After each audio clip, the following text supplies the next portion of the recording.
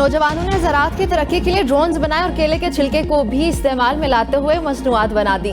वज़ीर-ए-आज़म का आज़ाद पेशा वराना सरमायाकारी और कौमी इख्तिराई अवार्ड्स की तकरीब से खिताब। कहते हैं नौजवानों ने अपनी काबिलियत और हुनर की बुनियाद पर अवार्ड जीते। कौम की तरक्की के लिए नौजवानों पर मजीद सरमायाकारी की जरूरत है। नौजवानों की काबिलियत को माजी में तरक्की की बुनियाद बनाया जाता तो पाकिस्तान मजीद तरक्की करता।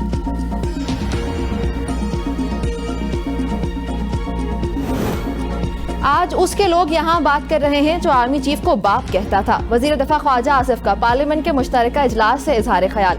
कहा यह सब इस शख्स का कूड़ा क्रिकेट है जो अदालतों से भाग रहा है। जिस शख्स का दिफा ख्वातीन करेंगी उसकी अपनी बहादुरी क्या होगी। पहले अपना दामन देखें फिर हमें पाक दामनी का ताना दें। वजीर दफा की तकरीर के दौरान PTI सेनेटर्स का सेनेट में शोर शराबा और एहतजाज।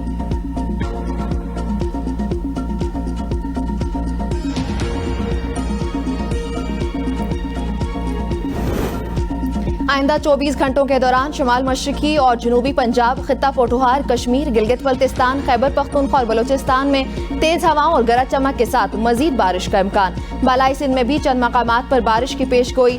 डेरा गाजी खान, शुमाल मशरकी और जनूबी बलोचिस्तान के नदी नालों में तुगयानी का खदशा।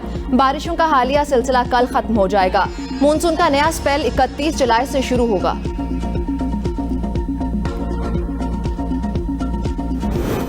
बलोचिस्तान के इलाके कला सैफुल्ला और गिरदोनवाह में जल्जिले के झटके। रेक्टर स्केल पर जल्जिले की शिद्दत 3.8 रिकॉर्ड। किसी जानी की इत्तलात मौसूल नहीं हुई।